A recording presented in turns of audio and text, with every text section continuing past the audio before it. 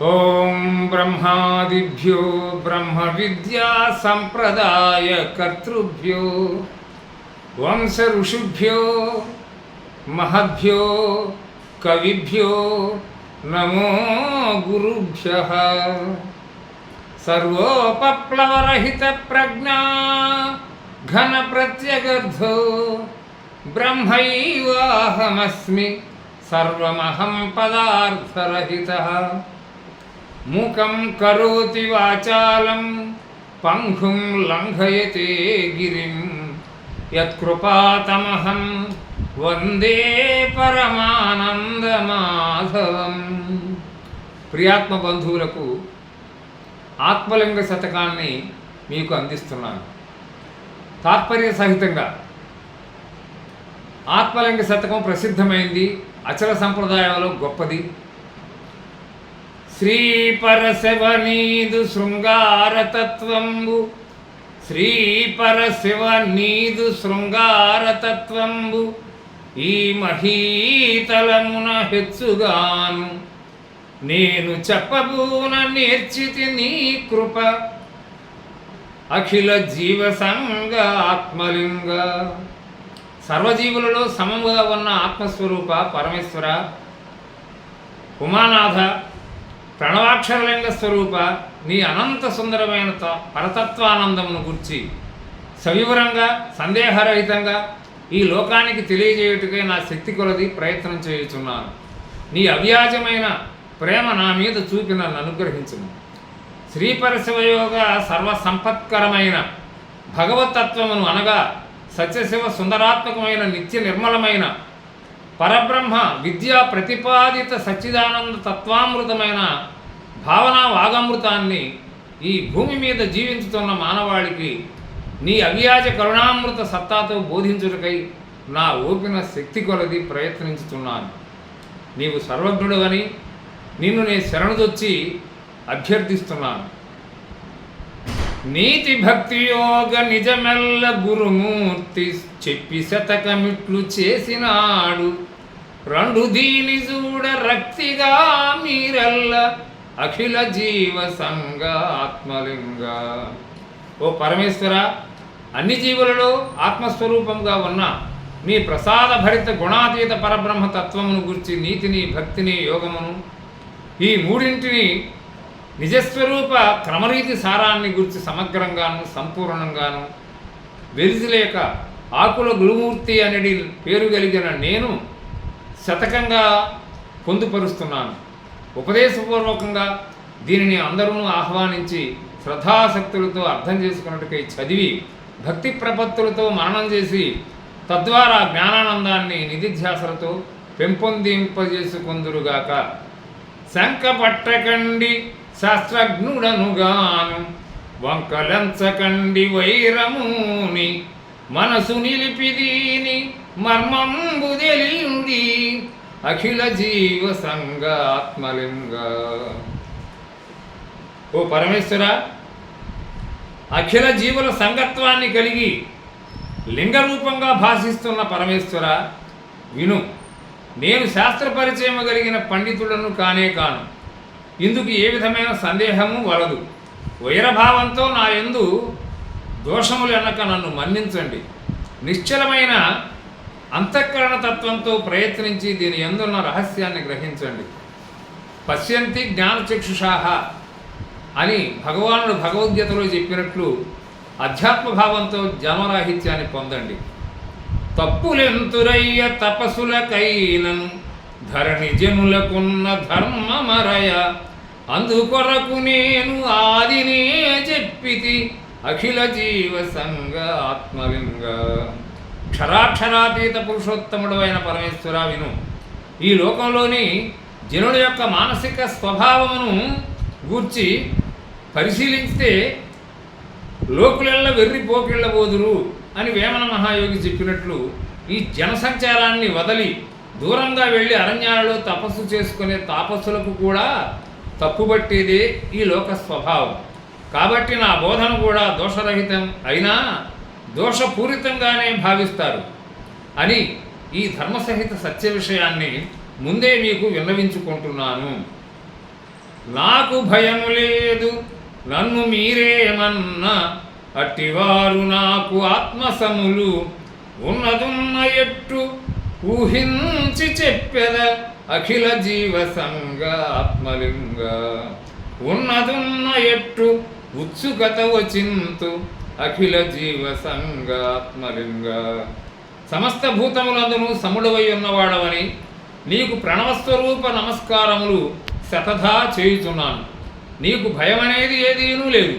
అలాగే నాకును కూడా ఆ అభయమే రక్షాకవచమై ఉన్నది. కావున నీవును నేను ఏకమే, ఇద్దరికీ ఏమాత్రము భేదభావములు లేవు. కావున నాకును నీ వలనే భయమనేది లేదు. ఎందుకనగా ఈ జనులందరూ నీ స్వరూపము కలిగిన వారే.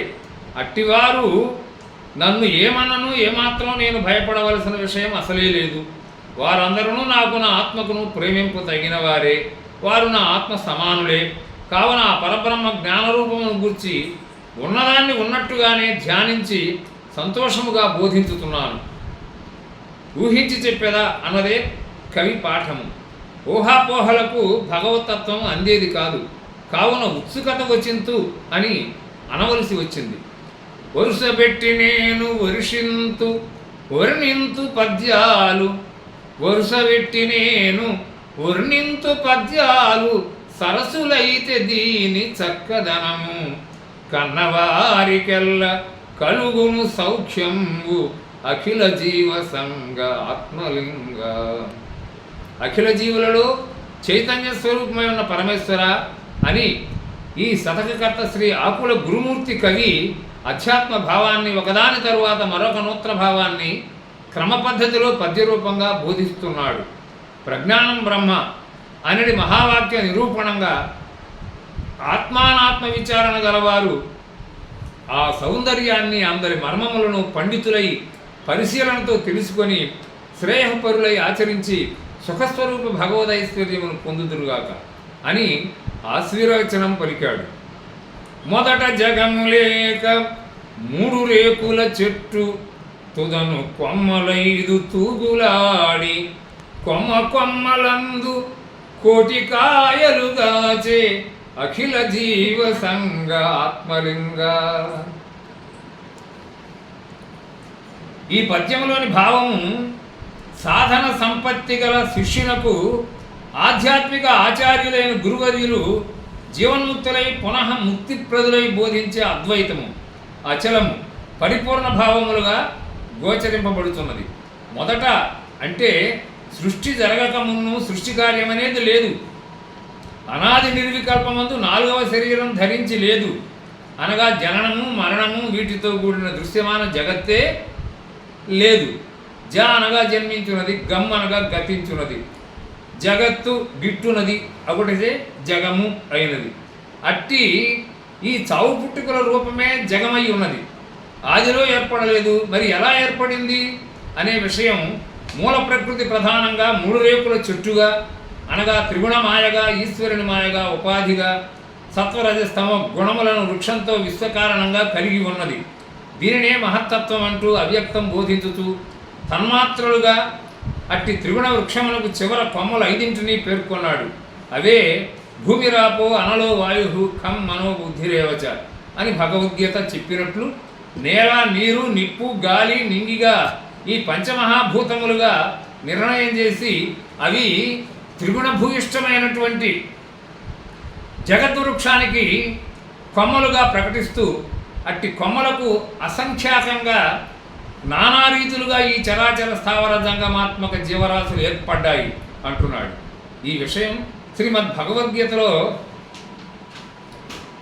15వ అధ్యాయంలో 9వ శ్లోకంలో ఊర్ధ్వమూలం అధశాఖం అశ్వత్థం ప్రాహురవ్యయం ఛందాంసి అస్య పర్ణాని యస్తం వేద సవేదవిత్ అంటూ భగవానుడు ఉపదేశించాడు. ఏమి చిత్రమదియు ఎట్లు సృజించనో, పత్రమొకటి లేదు, ఫలము లేదు, వేరు లేదు చూడ వేత్తలకి జాడ అఖిల జీవ సంగ ఆత్మలింగ. అట్టి సంసార వృక్షాన్ని పరబ్రహ్మం ఏ విధంగా సృష్టించనో ఆ కార్యము సృష్టిలోనే పరమాద్భుతమైన అంశముగా మిగిలిపోయి కనబడుతూ ఉన్నది. అట్టి అంశమును ఈశ్వర సంకల్పంగా కొనియాడదగి ఉన్నది.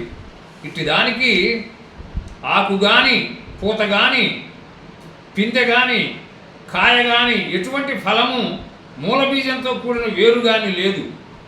ఇట్టి విషయాన్ని గురించి నిస్సంగులైన పరమయోగులు, బ్రహ్మవేత్తలు మాత్రమే దివ్య దృష్టితో సృష్టి రహస్యాన్ని గ్రహించగలుగుతున్నారు.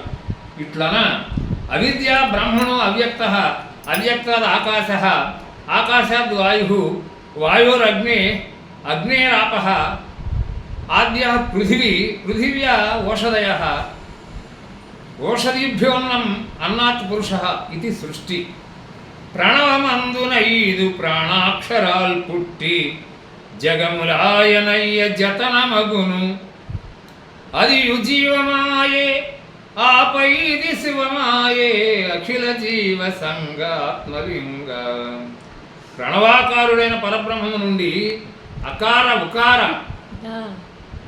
అకార ఉకార మకార శక్తులతో నమశివాయ అనే పంచాక్షరియే ప్రాణాక్షరములుగా ఉదయించి భూత పంచకమై వాటి వలన లోకములన్నీ ఏర్పడ్డాయి లేదా సిద్ధింపబడ్డాయి. ఈ సృష్టి సహిత చిత్రమంతా మాయావిలాసముగా ఉన్నది. ఆ చిద్విలాస ప్రాభవమే జీవలోక చైతన్యముగా భాషిస్తున్నది.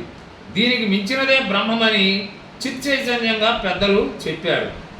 ఓమిత్యేకాక్షరం బ్రహ్మ తస్య వాచక ప్రణవ అని శ్రీమద్భగవద్గీత ఉవాచ.